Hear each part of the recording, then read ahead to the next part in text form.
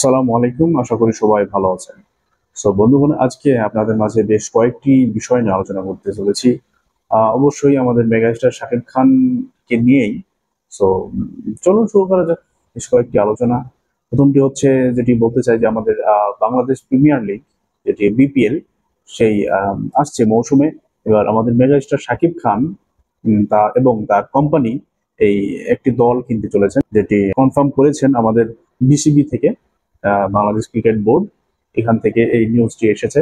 এবং একটি বিষয় হচ্ছে যে আমাদের মেগাস্টার শাকিব খানের যেটি আপকামিং মুভি আসছে দরদ, যে দরদটি রিলিজের ঘোষণা আছে সেপ্টেম্বরে। এবং সেই মুভিটি আমাদের বাংলাদেশের বর্তমান পরিস্থিতির জন্য পিছিয়ে যাবে কিনা সেই বিষয়টি নিয়েও আহ অনন্য মামুন ভাই একটি স্ট্যাটাস দিয়েছেন। সেখানে তিনি বলতেছেন যে সেই মুভিটি সেপ্টেম্বরেই মুক্তি পাবে, কিন্তু সেটির ডেটটা এখনো জানা হয়নি। মনে হয় সেপ্টেম্বরের লাস্টের দিকে হতে পারে। এখানে অনন্য মামুন ভাই একটি কথা তো বলেছেন, বলেছেন অনেক কিছুই। যে আপনারা সবাই জানেন যে এখন দরদ নিয়ে যে এক মহিলা শিল্পীর সাথে এই পরিচালক, দরদের পরিচালক অনন্য মামুন, এই দুইজনের অনলাইনে কথা কাটাকাটি, আহ, ঝগড়াঝাটি চলতেছে। এগুলো আসলে না করাই উচিত, যেহেতু এই মুভিটি সামনে মুক্তি পাবে। তো হ্যাঁ, অনন্য মামুন ভাই যেটি লিখেছেন যে 29 আগস্ট থেকে ভারত থেকে এই মুভিটির প্রচারণা শুরু হবে। এখনো ওই সেই মুভিটি সেপ্টেম্বরে রিলিজ দেওয়ার কথা আছে। সেপ্টেম্বরের প্রথম সপ্তাহে 3,000 সাকিবিয়ান, সেপ্টেম্বর মাসেই 3,000 সাকিবিয়ান নিয়ে এই 1,000 সাকিবিয়ান সকল সাংবাদিক ও ইউটিউবার ভাইদের নিয়ে অনুষ্ঠানে মুক্তির তারিখ ঘোষণা করবেন অনন্য মামুন ভাই। তো এখন সেটির জন্য অপেক্ষা করে থাকতে হবে। অনেক তো দিন পিছাইলো, দরদ আসবে, এই মাসে আসবে, ওই মাসে আসবে। তারপর তো বাংলাদেশের অবস্থাও খারাপ হয়ে গিয়েছিল, এখন আলহামদুলিল্লাহ ভালো। আহ, তো এখন দেখা যাক সেপ্টেম্বরে প্রথম সপ্তাহে। আগে তো ঘোষণা দিয়েছিল যে 2,000 সাকিবিয়ান নিয়ে অনুষ্ঠানটি করবে এবং মুক্তির তারিখ ঘোষণা করবে। এখন যেহেতু অন্য ভাই আবার 3,000 সাকিবিয়ান নিয়ে এই অনুষ্ঠানটি করবে বলে দিয়েছে। এখন দেখা যাক কি হয়। এটি পরে হবে। আর 29 আগস্ট ভারত থেকে এই মুভিটির প্রচারণা শুরু হয়ে যাবে আগে। তারপরে তখন সেপ্টেম্বরের প্রথম সপ্তাহের মধ্যেই একটি ঢাকাতে এই 3,000 সাকিবিয়ান নিয়ে একটি অনুষ্ঠান হবে এবং মুক্তির তারিখ ঘোষণা করা হবে। যেটি বলতেছিলাম আগে, যে এগুলো দরদের যে শিল্পী, মহিলা শিল্পী এবং পরিচালক অনন্য মামুন ভাই যে সব অনলাইনে কাদা ছড়াছড়ি করতেছেন, এগুলো আসলে না করাই ভালো। এখানে একটি আমি ফেসবুকে স্ক্রল করতে করতে দেখতেছিলাম, অভিনেত্রী এলিনা শাম্মী তিনি বলতেছেন যে দরদ সিনেমায় ভারতে 19 দিন শুটিং করেছি, মামুন আমাকে মাত্র 16,000 টাকা দিয়েছেন, বাকি টাকা চাইলেই ক্রাইসিসের কথা জানান।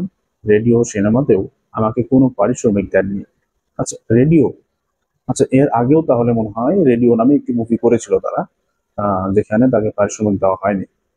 বাবা, আমি সত্যি মিথ্যে জানি না ভাই কি হচ্ছে এখন। এর উদ্ঘাটন শুরু করলেই কি বলে, তারা মেমোরি লো, এমন সময় মাথায় কিছু আসে না। ইনভেস্টিগেশন করলে এটির আসল তথ্য বেরিয়ে আসবে। এমনকি কয়েক বছর আগে মুক্তি পাওয়া কসাই সিনেমার সব পারিশ্রমিক বুঝে পায়নি। আরে উনি এসব জেনে বুঝেই করেন। তিনি আপাদমস্তক একজন ব্যবসায়ী। আমি অন্য পরিচালকের সঙ্গেও কাজ করেছি, অনন্য মামুনের মধ্যে পরিচালকের কোনো ছাপ পায় না। তার মধ্যে সব সময় ধান্দাবাজি করার পায় তারা কাজ করে, এটি বলেছেন এলিনা শাম্মী, যিনি দরদ মুভিতেও অভিনয় করেছেন। যে 19 দিন তাকে নিয়ে ভারতে অভিনয় করানো হয়েছে এই মুভিটির জন্য, দরদের জন্য। এটির জবাবে অনন্য মামুন ভাই অনেক বড় একটি স্ট্যাটাস দিয়েছেন। তার সেটা যদি আহ, আমি এখানে দিয়ে দেবো, কিছুটা পড়ি, আপনারা হয়তো দেখে নিতে পারেন যারা দেখেননি এখনো। অনন্য মামুন ভাই লিখেছেন যে টিজারে আমি নেই কেন, দরদের পোস্টারে আমার ছবি নেই কেন, আমাকে কেন দুবাইয়ের শোতে নিলেন না, সে কেন, এর উত্তর আমার নেই বলেই আমি আজ খারাপ হয়ে গেলাম। সেই কেন এর, আচ্ছা আচ্ছা, হ্যাঁ, সেই কেন এর উত্তর আমার নেই বলেই আমি আজ খারাপ হয়ে গেলাম। আর যেহেতু টিজার পোস্টারে নেই, তাহলে জাতি কিভাবে জানবে উনি দরদ সিনেমায় অভিনয় করেছে? আচ্ছা, মানে সে অভিনেত্রীর জবাবে তিনি দিয়েছেন আর কি। তো অনেক কিছু লিখেছেন, অনেক বড়। আমি এখানে দিয়ে দেবো, আপনারা দেখে নিতে পারেন। আহ, অনেক কিন্তু নেগেটিভিটি ছড়ানো শুরু হয়ে গেছে। বা স্ক্রিনশট, একের পর এক স্ক্রিনশট তারা দাওয়াদি করতেছে ফেসবুকে পেজে। আসলে এসব মনে হয় না ভালো হইতেছে দরদ সিনেমার জন্য। এসব না করাই উচিত। আপনাদের বলবো যে আপনারা দয়া করে এসব কাদা ছড়াছড়ি এখন বন্ধ করুন। আমাদের নতুন বাংলাদেশে এই দরদ সিনেমা যেন নতুন ভাবে মুক্তি পায় এবং সব রেকর্ড ভেঙে দেয়, সেই আশাটাই করি।